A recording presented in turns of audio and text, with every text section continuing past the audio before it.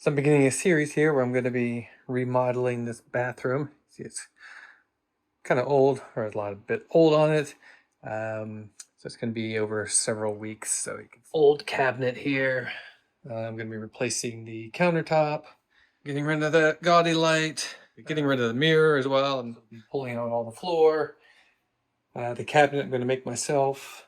It's going to be make it a floating cabinet, and then like some nice white oak, brand new door. With these solid core doors. Repaint. Windows kind of old, might do that. So get rid of this tile base rail or baseboard kind of thing. Probably leave the tub in place and then just get somebody come out and just finish it off. And then I'm gonna have to do all the retile. We'll take that tile down and redo it. Obviously, like I said, repaint. Just did. It's going to be a complete redo, and I know when I take down the mirror there and all this, it's going to destroy the wall. So probably have to put up some new drywall. And just a quick preview here. So here, like I mentioned, just bought the countertop with these inset sinks. So that'll be put in once everything else is done. Ordered all this tile, so it's like 600 pounds of tile. This will be the flooring. It's kind of like a textured, and then the around the bathtub and the shower is these 2 3/4 by 11-inch. They're just regular white tile, so they'll be going horizontally.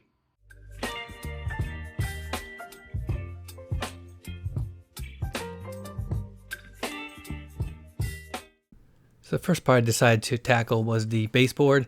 I had these tile baseboards, so I just wanted to make sure the tile I'm going to be replacing it with wasn't any lower than it, so that I could just cut it like this. And then the floor is actually going to be a little bit higher, so then I know even if I damage it a little bit above the edge, that it'll cover over with the new baseboard. So yeah, I kind of scored it, and then started off lazy already. Didn't feel like getting a hammer, so I'm just using the pry bar since I figured I'd be using it. Trying to go kind of nice here just so I don't mess it up. The screwdriver wasn't working. The little mini pry bar, trying to get it all in here. Just it's always difficult getting the first one started, but I finally got it off, and you can see they glued it on, which is always great. So it was ripping the paper, so I'm glad you can see it came off with the paper and that score line was okay. So I got it off all around and then start working on the tiles here, pulling out the tile floor. And after a couple hits, I could see this was going to be a pain since I had like 80 square feet of this and probably like 1,000. So I was trying to do it one at a time. I was like, nope, not going to do that. Let me find a better way. And so I went to the store, got a pneumatic hammer, way better. So keep my gloves on. Actually, I need to go get gloves. Got some eye protection, some hearing protection because it was really loud, and also a mask just because it was kicking up so much cement dust from this. And you can just give you some sound of it.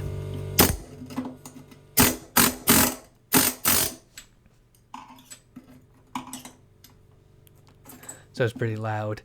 But you can see it is much quicker. Ended up finding getting a 3-inch wide one. So I'm just speeding it up here, but you can see it's a lot faster, but a much wider blade. And then here was I only have a pancake compressor, but it was good enough that just because this one has a little bit higher PSI than normal, so it can compress a little bit more. It didn't have just enough cubic feet that the chisel said it, but it was actually, it ended up working because I wasn't doing it constantly.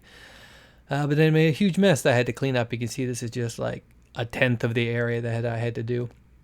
So I cleaned all that up and get all the cement, and then vacuum the rest, just kind of clean it up. And I worked on taking off the doors just so I'd have access. Normally I would take the pins out, but these were kind of stuck in there, so I just pulled it off. And this was the door right here. And I was actually working on it separately, so I decided to put this door here. If you've never used them before, it's pretty interesting. You just put the plastic down, and then you put the zipper and then cut up the middle, and you got a nice little door. So again, I was working on the tub, and I was going to be doing the tiling and things like there, and I wanted to keep the dust out of this other area. This is part of the difficulty of the project. We're still using parts of it as I was working on it. As I mentioned, the first part I want to work on was the tub, so I need to get all the tile off. I'm keeping the tub, I'm just refinishing it, as I mentioned, so I didn't want to gouge it or have any big scratches if it dropped. And so what I was going to do is I'm going to pull out the tile and then the drywall, and I'm going to be drywalling up all the way up to the ceiling, and I'm going to be putting cement board up there. So I figured the easiest was just cut the drywall along that same line, just kind of run. Doesn't have to be perfect because I'm actually going to go over the edge a little bit. And so score the wall, the ceiling, and then start just kind of hitting, figuring out, how this is working or how I can get it out. This was a little bit difficult. Normally you can hit between the studs and it's pretty easy to go right through. And I started realizing they had put up double wall. Not really sure. Maybe that was anyways, this green board they put up and it was double thick, and that's why when I was hitting it, I couldn't get it out. But after that, it was pretty easy. It took a while, but I was able to apply it back. And again, they glued these tiles to the drywall or to that green board. But it seemed like if it was cement board, I think it wouldn't have come out as easy. It would have been harder to score like this and not be able to pull off full pieces. So it ended up being slightly easier than regular cement board. So I take off these big chunks like this. You can see I kind of messed up the second board behind it because I didn't know about it, but it was fine. There was enough support there. I'm just going to put the concrete right over that, and I'm sealing that. I keep calling it, it's actually concrete, but they call it cement board. I'm going to seal it, so it's fine. So I worked on this wall, and this wall, it didn't have the double drywall. I think it's just because it was an external wall, but anyways. This one came off in a nice large chunk, so I didn't have a lot, so it made it a lot easier to clean up the tile. You see I'm trying to, again, watch the tub and also not hit any of the plumbing. And I'm kind of jumping around here, but I went, this is a little bit later on, I started working on this wall. You can see this is where that big mirror was. So later on I'll show you the mirror. It was a whole chore unto itself. But what I'm doing is just cutting out, I'm going to cut out a 4 foot high just so I can put a single piece of drywall in there. The drywall is pretty good above it, and then so I can just transition to it. But this was where the mirror was, and it was just glued on there with liquid nails, so it just destroyed, so it had to be replaced. And then the sink, the vanity I'm putting in that I'm building is going to be higher than the current one, so I can cover up that seam pretty good. I do a small seam, but I didn't have to worry about as much. And then the backsplash is going to cover it. So this is showing you how I was saying before. It's easier when you know where the hole is between the studs. You can just kind of bang it. And the next was to go back over and get the floor. You can kind of see that red. Again, I'm going out of sequence a little bit here because I had to do it a lot out of sequence. But you can see I pulled out the flooring around the toilet.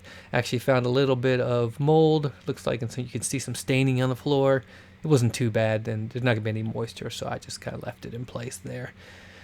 But you can see that I had to pull out all around the tub, or I'm sorry, around the toilet, and then make sure I'm going to pull the toilet out here, so make sure the water's off. You want to flush it just to get as much out of the tank as you can, and then I usually like to just kind of splash it, open up the little valve there, and just kind of splash out as much as I can, get a lot low, then maybe use a towel like I'm doing here and just kind of dry it out. So as I take it off and trying to walk around with it, I'm not dripping water everywhere. There's obviously a lot of water still in the bowl, so I like to use a plunger and just kind of force it up through the P-trap or down through the P-trap and down the drain. You can't get it all, but you can get as much as you can here. So I found this is a pretty decent way. Just kind of force the air and just push it in there so it makes less of a mess. And then really it's just, there's 2 screws on the holding the toilet to the floor. You just pull it out. I like to put it in a trash bag like this and carry it just to keep the water. And there was a little bit of tile left to do. And then the big mess is trying to get this nasty wax off, and you should probably have gloves on, which I didn't. I think I want to switch to them because this is all your toilet water is going down there, so you have to it's clean. And then once you got it all out, to prepare for the floor, I just vacuum up the rest of the dust here before I put that cement board down. Again, you can see I'm doing it out of sequence. I had actually already finished the tub, but I'm going to be showing that in later videos. So you see the floor's all out, all that tile is out. And then here is going back, just re-showing you how I actually took down the mirror, because it was kind of interesting. So there's little clips on the top. I knew it wasn't going to actually hold in place, but I was hoping. Of course it wasn't. So I took it out because I know I've done this one time before, and I know what they always do is they liquid nails glue this to the wall, and it's so hard, especially in these large ones, to just get it out and not break it. But I was going to try my best. But luckily I had gloves this time, I remember it. I had long sleeves so I don't cut myself. One thing I found was just getting a metal piece, so I found a square is pretty good, and just kind of, once you can separate a little bit from the top, is just kind of force it down there and try to like scrape off the glue on the back that's holding the mirror to the wall. You're gonna damage the wall, and you know that, so that's why you see in the previous one where I showed where I knew I had to replace the drywall. So I was kind of forcing it down here, just trying to get as much glue out as possible, and it cracked. Of course, what I was trying not to do was crack this. I'm kind of annoyed, but I was like, okay, I'll just deal with this. Let me take the cutter, and maybe I'll just continue that line so that when I put some force on it, it'll crack down that line, that scored line. Of course, it didn't work out that way. You see here, do a slow motion of it. You can see that line, just as I put a little bit of force, it just goes to the side, and I blink because I hear it crack. But at this point, I know this is going to be a giant mess, and I'm just going to be lots of pieces.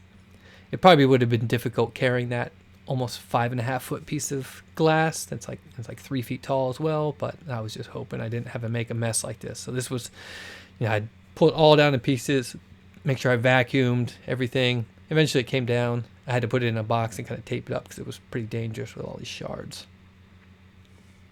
So next, once I got that down, was I want to get the vanity out. So turn off the supply water or supply lines. Just take it off, disconnect it. Water may not come out, but what you want to do, you'll see as I open up the faucet on the top, it's kind of out of focus, but it drains. So that's what you want to do, is drain both of those so that you're not walking around and the water comes out when you're not expecting it. Get the pipes wrench on the right way. You can see I have it in the wrong way, but I figured it out eventually. So you just want to get all this connections off. I ended up leaving most of the things connected to the vanity top, so it was easier to carry out. I had never done this before, so I wasn't really sure how hard to hit it, so I'm kind of testing it. Like, my mind, if I hit it with the mini sledge, it would crack. It didn't, but I had the chisel in place, so I'm kind of tapping it. Maybe this will crack. It didn't. I was hoping for a crack, and then I think it chipped right there. Again, I should be wearing gloves here. I think I eventually figured that out. So by hitting it enough, I finally got a crack, and then I just started kind of working the way to the back and just kind of continuing the crack as best I could the way I wanted to go, and I finally got it to crack all the way to the back, where I just figured like maybe I could pick it up now at this point since it was cracked, but of course it wasn't parallel or perpendicular, so one was holding the other one, and it ended up just kind of, this was the backsplash is attached, so I kind of broke it finally. Yeah, here we go. I finally decided I should probably use some thick gloves since I'm handling these shards of glass or stone. It's not real stone. So I was able to pull it out, pull both pieces out, get them out of the way, and finally get to the actual vanity screwed to the wall. It had some hinges there, but just kind of pulled it out enough. It was hitting the plumbing, so I had to move it over a little bit. I'll talk about that bucket in a minute. Make sure you have that because sometimes it leaks. But you can see the vanity. They were attached to each other. But once you pull it out, again, I'm having a floating vanity, so I didn't really have to refinish the wall. But once I pulled it out, I saw there were some more tiles. So back to this much larger hammer drill. And you notice this is what I was saying. So I've seen these valves actually leak before. You can see this one was okay. This one was actually dripping. Luckily, I had put a bucket there, because if you leave that dripping and then you go to bed or whatever, you're going to end up with a big mess. Even one drip at it, every second, it lasts a while. So that's always my good tip, and also just any other water right there. So you can see this. I think it was like a 3 or 4 inch. It handled it much better than the mini one did, and I was able to. It's a little difficult to get it started, but once I did, this was the end of it. I just had to get this tile up off the floor, and then I was done with the demolition. So I'm gonna end up working on the tub tile first before I move on to the floor.